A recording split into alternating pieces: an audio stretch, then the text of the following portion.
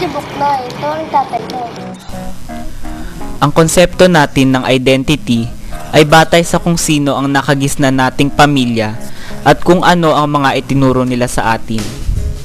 Sa madaling sabi, ang self-identity ay nagmumula sa pamilyang pinanggalingan mo. Ngunit paano kung wala ka nito?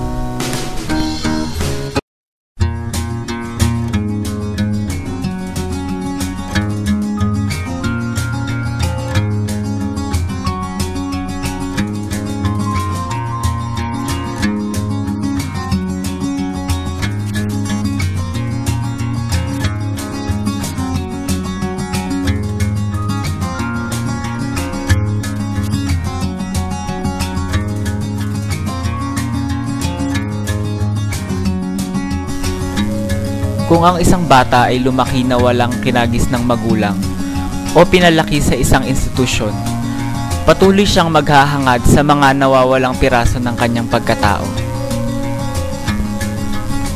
Noong 2008, nagtala ang DSWD ng mahigit na 300 kaso ng child abandonment sa NCR. Ano nga ba ang mga pangunahing dahilan kung bakit laganap ang child abandonment sa Pilipinas?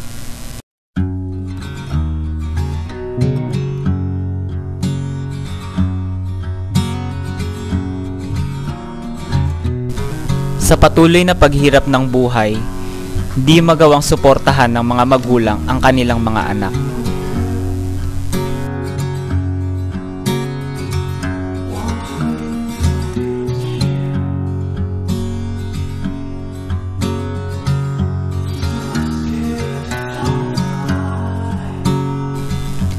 Padami ng padami ang bilang ng mga kabataang maagang nabubuntis, dahilan na rin sa kakulangan ng sapat na patnubay at edukasyon.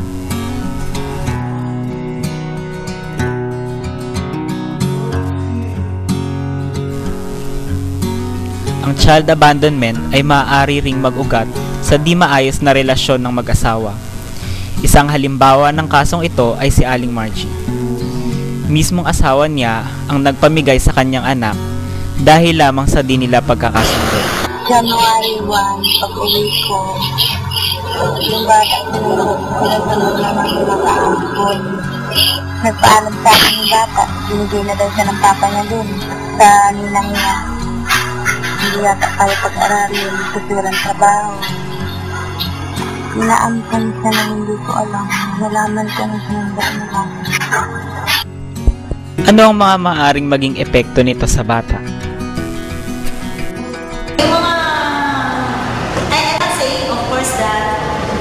All those kids who grew up with both of their parents with them really have a positive personality development. It's just that, syempre, mas namang na yung kanilang, yung factors, psychological factors that influence them sa paglaki nila. Kasi meron silang guidance ng both parents. Whereas dun sa walang benefit ng guidance ng parents, of course, malaki ang influence nun. Unang-una, pwede siyang maka-influence sa pagkakaroon mo na sa self-concept mo at the same time sa self-esteem mo. Kaya madalas, ang nagiging problema nila is yung kanilang sense of inferiority complex. Why when you have this sense of inferiority complex, parang feeling mo kakaiba ka, feeling mo kawawa ka, feeling mo hindi ka minahal dahil iniwan ka. Okay, so nakakadagdag yun sa pagbaba ng self-concept mo. Ano ba ang mga hakbang na dapat gawin upang matugunan ang issue ng child abandonment? As much as possible, we want to bring the child to their respective families. Kasi dapat sila talaga mag-alaga. Pero unfortunately, very rare yung mga cases na nakikita ulit namin yung mga bata. So automatic yun, ginagawa na agad namin ang mga documents for referral to other institutions na for adoption natin. For example, meron kami mga binibigyan na livelihood para sa mga mothers na unemployed. Meron din kami para sa mga young adult o tinatawag natin mga teenagers na early pregnancy. So, binibigyan namin sila ng mga advocacy na para malaman nila yung responsibility na pag lumabas na yung bata. Adoption is providing a substitute permanent family to a child. Yun yung doon natin na-uphold yung right of a child to a family. Kasi inabandon na siya. Parang the feeling of being rejected by her own biological parents. So, bibigyan natin siya ngayon ng a substitute family to adoption.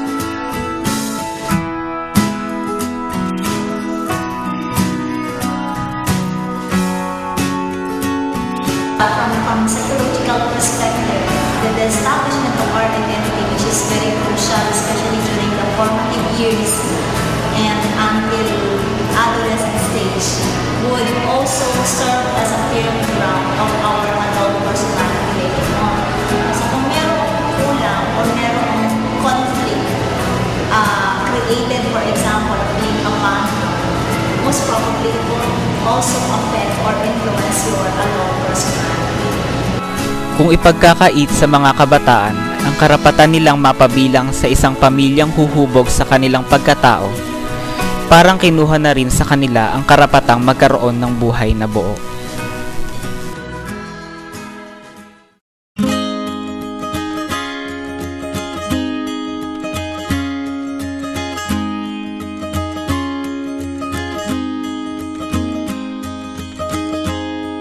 Some kind of magic happens late at night when the moon smiles down at me and bathes me in its light. I fell asleep beneath you